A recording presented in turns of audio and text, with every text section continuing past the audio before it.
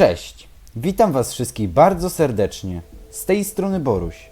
W poprzednim filmie omówiliśmy sobie historię Białorusi. Dziś omówimy sobie historię Mezopotamii, a więc jednej z najstarszych cywilizacji świata.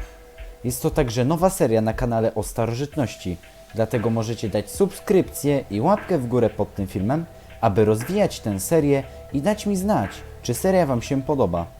Tymczasem bez zbędnego gadania, przejdźmy do odcinka. Mezopotamia to dziś już nieistniejące państwo położone w centralnej części Azji Mniejszej. Leżało na terenach dzisiejszego Iraku, Iranu oraz Turcji. Historię Mezopotamii zaczniemy omawiać w momencie, gdy w jej południowej części, u wybrzeży Zatoki Perskiej, osiedlili się Sumerowie. Założyli oni państwo Sumer i byli jedną z najstarszych cywilizacji świata. Powstanie państwa Sumerów szacuje się na około 3000 lat przed naszą erą. Największe miasta, jakie zbudowali Sumerowie, to Eridu, Ur, Umma, Uruk, Kisz oraz Zipar. Każde z tych miast stało się bogatym stanowiskiem archeologicznym, dzięki którym wiemy bardzo dużo o kulturze Sumerów w Mezopotamii. Omówmy sobie teraz podboje i zmiany władz oraz terenów na obszarze Mezopotamii. Najpierw na jej terenie powstała kultura Sumeru. Była ona niewielka terytorialnie, bo skupiała się głównie u ujść rzeki Eufrat i Tygrys oraz przy wybrzeżu Zatoki Perskiej, głównie na terenach dzisiejszego Kuwejtu.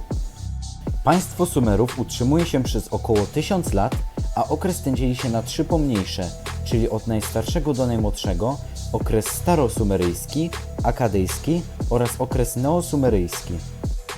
Warto jednak nadmienić, że wcześniej datowane są jeszcze dwa okresy, czyli okres Uruk oraz okres Dżemdet Nasr. Są to jeszcze dwa wcześniejsze okresy, których kultura jest także głównie tworzona przez Sumerów i Akadów. Łącznie więc Akadowie i Sumerowie utrzymują w Mezopotamii swoje państwa w dużym zaokrągleniu przez około 2000 lat. Głównie Sumerowie mieli władzę w tych starszych okresach ich kultury w Mezopotamii i przez ten czas rozwijali swą kulturę, nie dokonując żadnych podbojów terytorialnych. Z kolei w okresach późniejszych, czyli podczas panowania Akadów, ich kultura poszerzyła się terytorialnie aż po niemal całą Syrię, Asyrię i dzisiejszy Irak, a także wzdłuż rzek Eufratu i Tygrysu. Niektórzy historycy mają także teorię, że Akadowie dotarli nawet do syryjskiej wybrzeży Morza Śródziemnego i zajęli Cypr. Po tym okresie z północy Mezopotamii nacierają Babilończycy pod władzą Sumu-Abum, a potem Hammurabiego, którzy niszczą kulturę Sumeru i zajmują większość państwa Akad, czyli tereny od źródeł Eufratu i Tygrysu do ich ujścia w Zatoce Perskiej. Trwa to od XIX wieku przed naszą erą do XII wieku przed naszą erą. Babilończycy przestali rządzić w Mezopotamii, ponieważ władzę tam przejęli Kasyci, którym się to udało, ponieważ wykorzystali słabość Babilończyków po najazdach i podbojach Imperium Chetytów z Azji Mniejszej. Kasyci rządzą w Mezopotamii przez zaledwie kilkadziesiąt lat i tracą tam panowanie także w XII wieku na rzecz Elamitów nacierających na Mezopotamię pod władzą Szutruka Nanhunty. Następnie i oni szybko tracą władzę i od tego czasu dominację w Mezopotamii utrzymuje Asyria, jednak często ją traci na korzyść pomniejszych mezopotamskich królestw. Teraz wkraczamy do dziejów Mezopotamii w czasy, które najpewniej większość z Was może kojarzyć ze szkoły bądź z innych różnorodnych źródeł, czyli do czasu panowania Imperium Persji w Azji Mniejszej.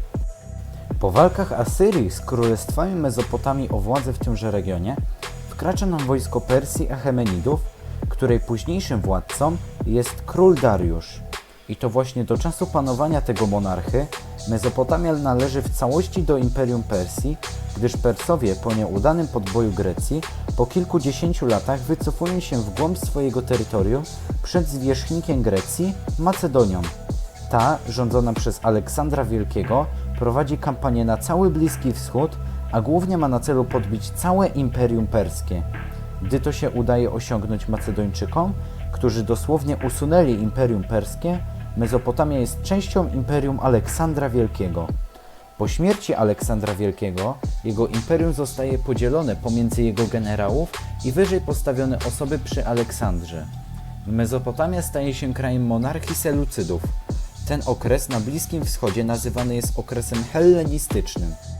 Po rozpadzie państw hellenistycznych Mezopotamia wpada w ręce Królestwa Partów.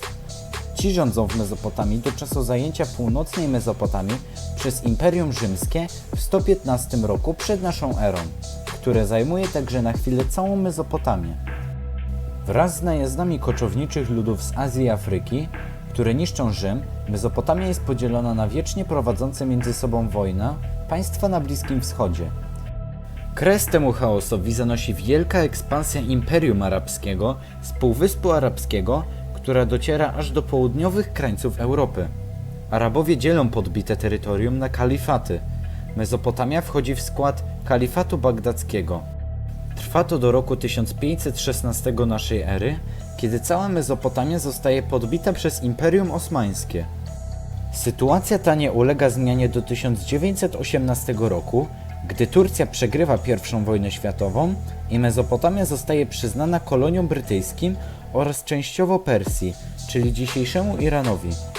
Po zrzeknięciu się jednak po II wojnie światowej Brytyjczyków z kolonii na Bliskim Wschodzie, Mezopotamia aż do dziś jest podzielona pomiędzy Turcję, Irak, Kuwejt, Arabię Saudyjską i Iran.